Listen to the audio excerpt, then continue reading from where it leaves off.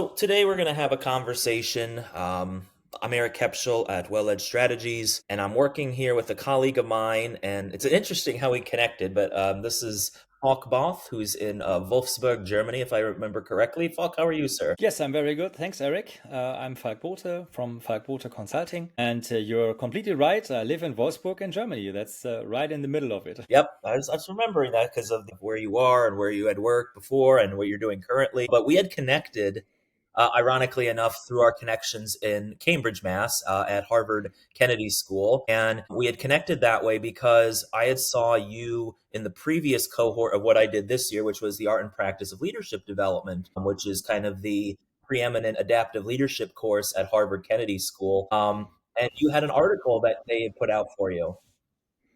Yeah, Uh, that's true. Happy that you contacted me and that we could exchange. And it's always good to get to know people like you who are interested in the art and practice of leadership development, especially adaptive leadership. So yeah, it's funny how these things works and how networks are being built. Exactly. Normally, with the adaptive leadership, it is a tight community, but there was something else that also connected as well, which was, oh, he's looking at the same things that I'm looking at now, but he already went to MIT for systems dynamics. So it's not only is it a unit, is it a small world for adaptive leadership practitioners who are practicing out in the field, but also utilizing potentially systems dynamics.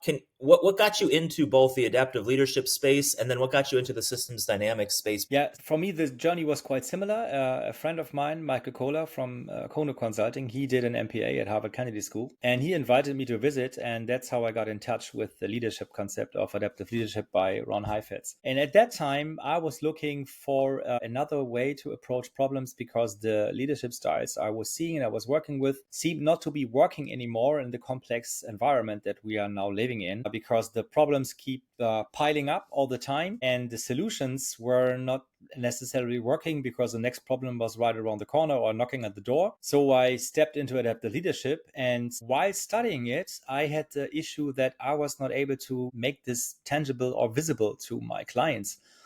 So I searched for something that would help me map the situations and the complexity of the situation. And that's what got me to MIT. And you mentioned the communities and how very rare it is to see someone else in the adaptive leadership community. It's even less people that do both, go to Harvard and go to MIT and combine these courses together, which in my opinion should be a must-have, adaptive leadership and the systems dynamics class. I couldn't agree with you more because it's the same thing that I went to on the visualization part, where it's how do you actually visualize this for clients? And for me, I am more of a visual learner. So how do we visualize this? How do we actually see an entire system and how do we actually navigate it like a roadmap almost? And I think that that's kind of where you're talking about is if we can have this, which adaptive leadership is great, but it's a dialogical and kind of kinesthetic process. But where's the visual component to it was my own minor critique that led to where I am. And so for you, Yeah. I mean, it's interesting that we both went that way. Yeah, I was asking the same question to Tim O'Brien. So if you do this, if you try to practice adaptive leadership and work with clients, get on the balcony, how do you implement it really in the business and how can that help? And system dynamics, the mapping of the situation helped me because in the past, I have seen too many leaders and experienced myself too many things where I took a decision or some of my clients took a decision and then the system hit them in the neck after some time. So the problem went full circle and came back, but from a different angle, which nobody expected. And with system dynamics, it was then afterwards, and now sometimes it's even possible to map this out beforehand, to see if you take a decision that way, then these things might happen. You experience this, the situation when somebody says it and you think by yourself, okay, you can do this, but it will not. It will not work. But you cannot say why. You have the feeling that it wouldn't work. And sometimes you're right, sometimes you're not. But if you use system dynamics, then you can actually see the interdependencies and also some things that you might have not thought of. And then you can actually have at least a visualization of the complexity, which not just help you with finding the right solution right away, but it helps you in acknowledging that you're not just in a single decision-making process, but everything you do impacts something else. In the course, they called it the butterfly effect, which has been quoted many times, but I've never seen it this precise in this course. That's incredible to think about. And that's kind of the analogy I think of too, which is, if it flaps its wings in one part of the system, three other parts of the system are entirely affected in ways you wouldn't wouldn't have actually predicted, imagined, maybe intuitively thought this wouldn't work, but didn't know how it would affect the system. So that's fascinating. And it's true.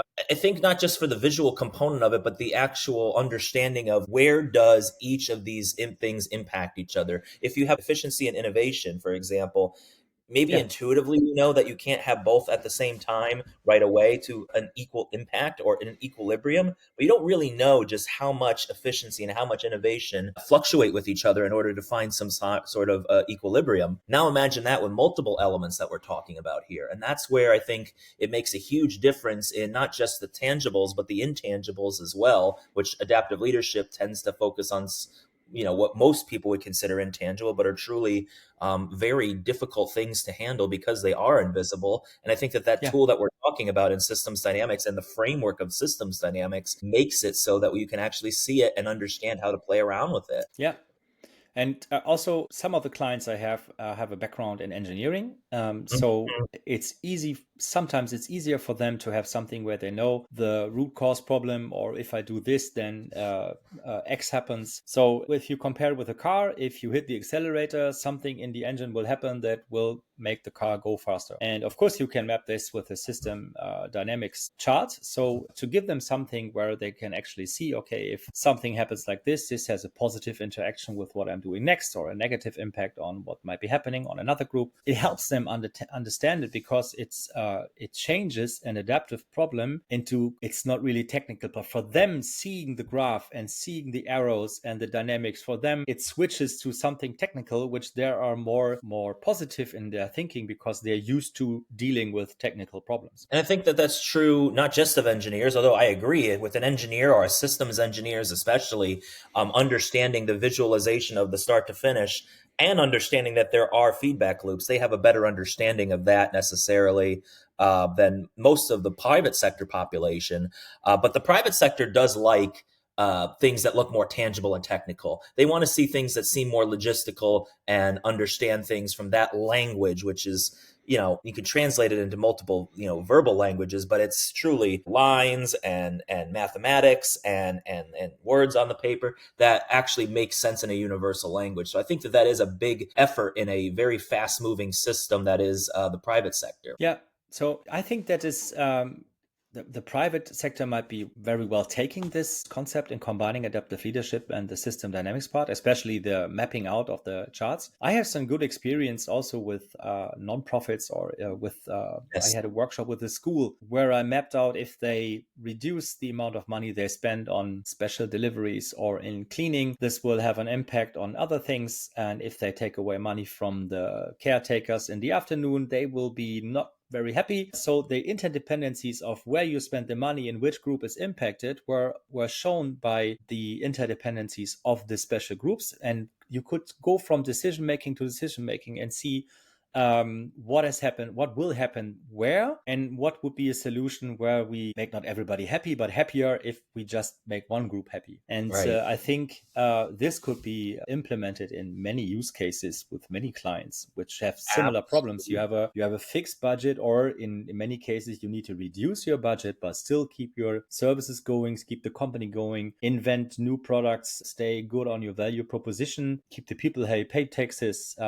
serve your social community, and so on. But the resources that you have are reduced, or you need to come by with less. And with this help of first of all getting on the balcony Mm-hmm. in adaptive leadership and mapping this out, this could be a great help. Also because and this is something that you also may have experienced, at least what you told me, being on the balcony, sometimes people don't appreciate that because it takes time. Mm-hmm. That's a question I get asked a lot. Getting on the balcony, what does this even mean? I don't have time for this. I need to be fast and quick. So the balcony could just be a whiteboard where you map out the several issues. And even if it's just 5 minutes or 10 minutes, it's the balcony. Balcony doesn't mean that you, I don't know, enjoy the view, yeah, so to speak. No, And it's passive. stay there and It's not, have yeah. a drink, yeah, with your Yeah. friends. but it means that you step back from the hustle and of daily business and just take even if it's 5 minutes with some people to reflect on the issue. Exactly. And I think that, and you think that, I think as well, that the systems dynamics approach to be able to see these challenges gives you a map, and it gives you not just where the things are in the diagnostic process, but where are the Yeah, leverage points that you can actually make smart interventions. Instead of just yeah, talking it out, you're able to visually see it, talk it out, and then kinesthetically act on it when you get back on the dance floor. yeah. And it brings brainstorming in these meetings to a next level. If you just brainstorm, for example, on okay, if we move forward with the change management process, who do we need to involve? And then you would do a brainstorming. And sometimes it's the, I Right. don't know, the workers' council, HR, the employees, of course. Maybe we need to communicate something to investors or who else. But if you do a system approach and map out who actually would be affected by a change management process, then it's easier for people to remember and to add up on what you're seeing. And it's hard to forget someone if you have this visualized. And then you can work on, okay, if we do this, how is a special group affected and who are their constituents that they may have to satisfy in these negotiations, which also then is the next curve in the system dynamics approach, because you might want to take a decision that doesn't only fit the partners that you're dealing with, but also their constituents, because they have to go back to the people that they need to report to and say, okay, we dealt with them, but we have found a good solution because we were integrated in the process. And system dynamics with the adaptive leadership helps to find these better problems, but you need to be open to invest, I would say, at least a minimum amount of time. Without that, it's not possible.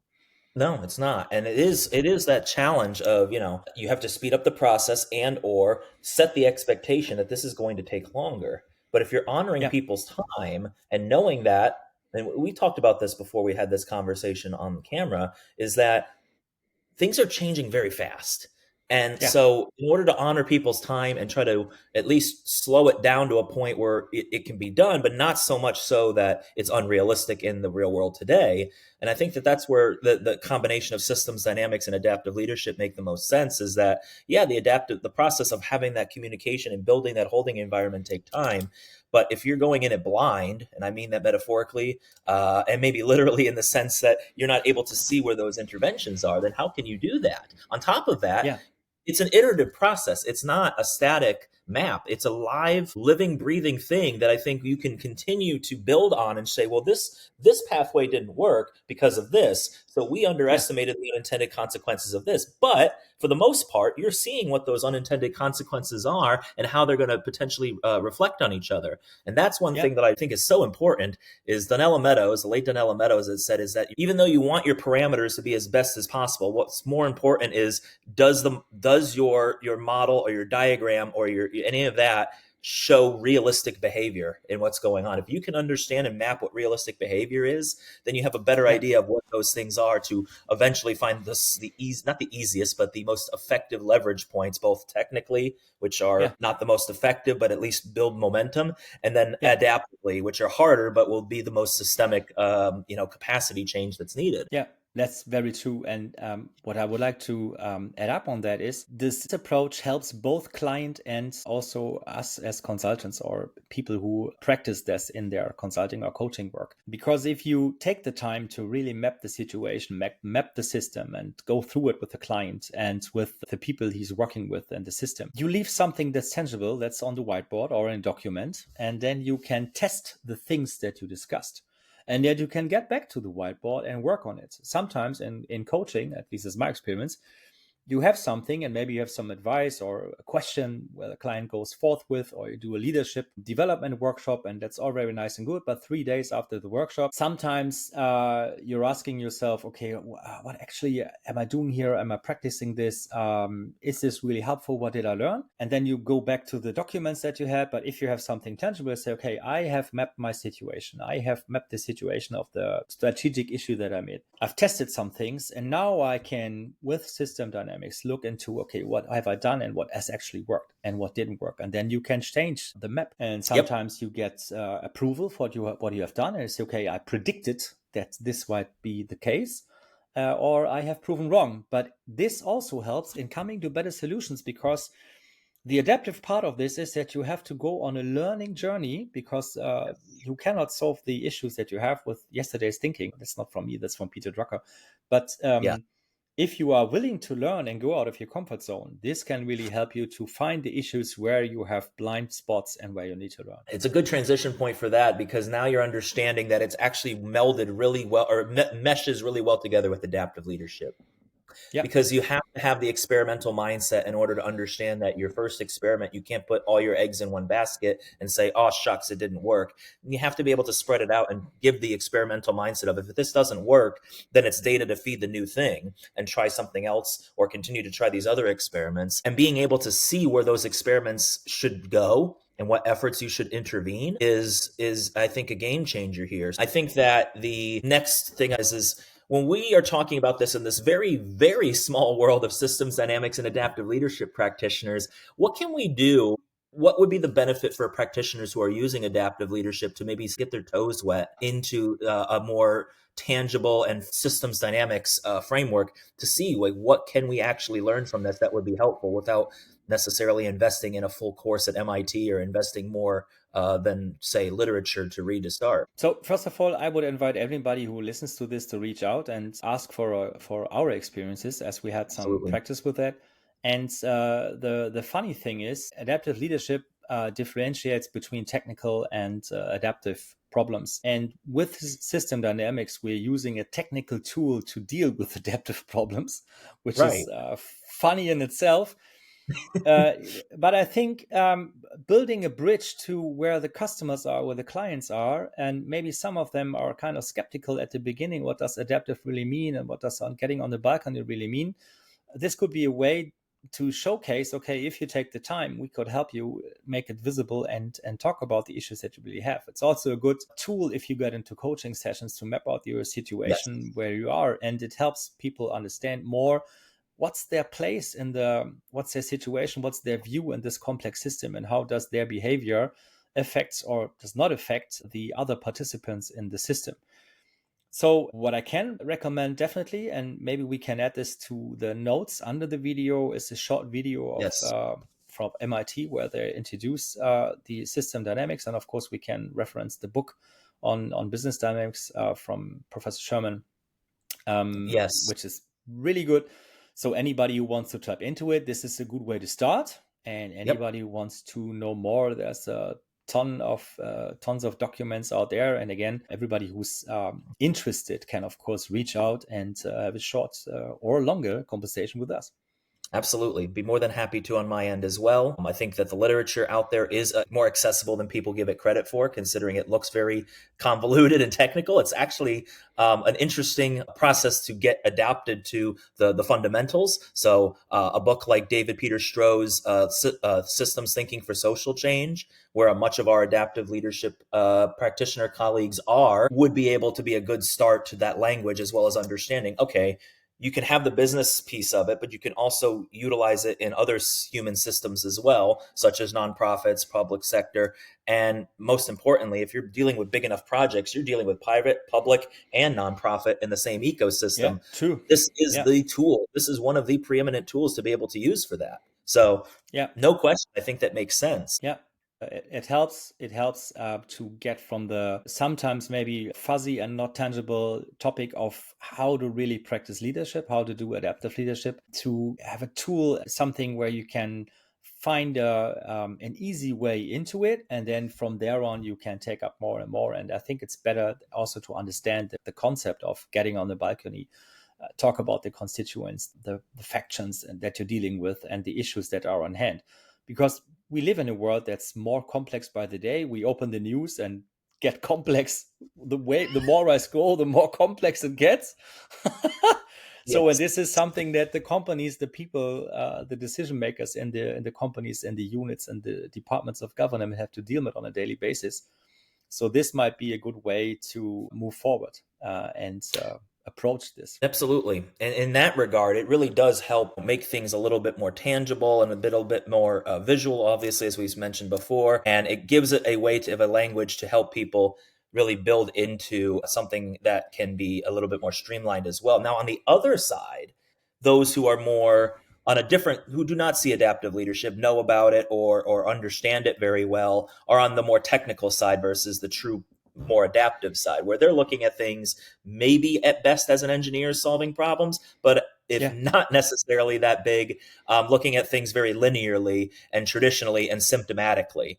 And they're looking at this and saying, okay, I understand some systems dynamics pieces of it. If they buy into that, then what is the benefit of putting in adaptive leadership with it? Yeah. I think the other way around is people who are already used to thinking in systems or approach problems with the systems dynamic tools. It's easier for them to get into this, but because in the end they at some point have to communicate to other people, to their maybe employees, their constituents, superiors. And if they have a tool to reflect this with them, and also then can take some of the tools of adaptive leadership, for example, differentiate between technical and adaptive problems, and also can explain what does this really mean? How do you get into the learning zone, and why does a simple solution or a simple decision making sometimes is not the best way forward? It also helps in their case making their solutions more understandable for the people that they are talking to. So this also helps them in their way to argument, to move forward, to negotiate. So it extends their capacity in dealing with the things that they have been tasked with. And on top of that, the way for those who are really bought into systems dynamics and see it as a more technical piece and understanding, well, why do we need to do this? Well, when you come down to the solution, the intervention piece of it, and it doesn't work, and you say, well, my this predicted this wouldn't happen. Why is this happening? Well, Yeah.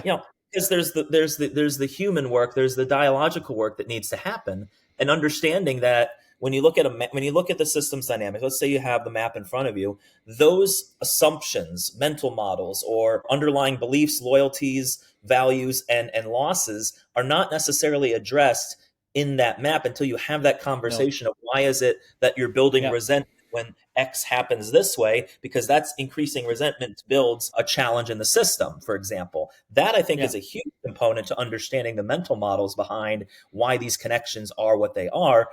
And I think that that's a big component of, as well as the fact that most technical work in even not just systems dynamics, but just general consulting, management consulting, does not do a very good job with implementation. No, it's another professor of MIT did a fantastic quote. I would say Loredana Padurian is her name. She's now at Northeastern University, and she said the job is easy, the people are not. So Yeah. dealing with a complex issue, maybe for an engineer to find out what needs to be done, solving a complex issue, that may be the easy part. But then getting everybody on board to really understand what needs to be happening, why are we taking this decision making processes, this where 70% of transformation efforts fail due to lack of communication, due to lack of time spent on the transportation of the relevant information to the people, lack of training, and so on and so forth. So the combination of system dynamics, showing people what kind of effects it will have on them or on the system, and also then taking the time to reflect on this and communicate, and also deal with the underlying or maybe unknown assumptions that people have to value maybe their losses that they're feeling, can also help then the engineers or the decision makers to really transport the message. It also is a great tool then to promote change and get people more quickly on board. And please don't I, understand me wrong. With quickly, I mean faster than faster usual. than it would Doesn't mean normally have doesn't gone. mean instantly. No, the expectation of speed is not there. It's to speed up the No. process to the point where it's actually uh, realistic, but not so much so that we're keeping up with the unrealistic pace that we are in today, which is I Yeah. want it tomorrow versus it may take 6 months or longer. Yeah. And that's true, Absolutely. Or even longer. Yeah. Yeah. or even Because longer, right? so Here, it could, when you take the decision to start a change management process, you as a leader, you're already through with the decision making process and all the thinking. You have experienced what might be maybe fears or losses or whatever. But then to take up the organization, that takes longer because they need to re-understand and be on board. And these tools are very powerful in helping people yes, understand and helping them to see. What I would advise, though, is that if you're willing to use this, you should be open, at least if people get feedback, to adapt your system. adapt your approach, because Yes, you might have one view, and maybe you have done this with several people. So you have mapped out the system, but then if you open up the room and the audience, there are more different views. And if you then take the experience and knowledge there into this map, gets even better and you will find better solutions. But it requires an openness. Again, this is the adaptive leadership part that you need to exactly. put together with the approach. Exactly. It's not a, this is my solution, let me give it to you. That's not the whole intention of a true adaptive process. The No. true genius of it is that it is not taking an hearing it, taking an archetype and fitting it into the mold. It's organically developing it. And you know, my process, and maybe similar to yours, is you're doing it with a small enough group to have a really in-depth conversation to build it. But when you're bringing it to the larger group, you get Yeah. to either confirm it or find other refinements that are needed, or even disproving something that you may not have known otherwise, and be open to that adaptability, because that's building not just buy-in and potential collaboration capital down the road. It's also give clearer picture what's going on, and this is where the streamlining of that process is, versus trying to take notes of, you know, maybe 50 different people essentially down the line and figuring out how to make sense of it. Yeah. Absolutely. The one other thing I would say that I think is a highlight from this conversation, this is an analogy, which is an engineer could use a little bit more adaptive leadership work, and adaptive leadership work could use a little bit more engineering, systems dynamics mindsets in order to best wed what the best process is to make progress on the challenges that we have, not just in the private sector, in the public sector, and in the Yeah. nonprofit sector, but the confluence of all three. Yeah, so it's really, it's not just looking at technical issues and adaptive issues. It's a combination of both, and that's a double complexity. But this combination really helps then to come to the right solution. The good thing is, if you solved an adaptive challenge, it's just only technical, Now it because you, is. Yeah. yeah, and then you can just move forward. Exactly. Thank you, for being on this conversation. Anything you'd like to add before we close out? So, first of all, thank you, Eric, for arranging this, and also for the conversations that we had, and for everything that you shared so far on LinkedIn. I really admire the work that you're doing on the system dynamics approach, and also the example that you're bringing. And I can highly recommend for people who are listening to this to follow up on that, because it gives a really great insight in how you can deal with this and how you can bring this into practice. So thank you very much, and I'm very much looking forward to continuing our conversation on this Absolutely. or other channels. I think this is another way of going about this conversation, and maybe streamlining some things and having a different focus. But in the small world of adaptive leadership and systems dynamics convergence, this is a way to really open up that dialogue and bring a bigger tent for what is, analogy wise, a 1 or 2 mile stretch between MIT and the Harvard Kennedy School's thought, where the foundations are, and connecting that bridge to make it so that people can build a bigger tent and have this conversation to really get more effective at solving today's problems. Yeah, absolutely. So don't just go running at the Charles River. Yeah, take some time to get into the buildings and in a dialogue with the people who work there and do the amazing things that they do.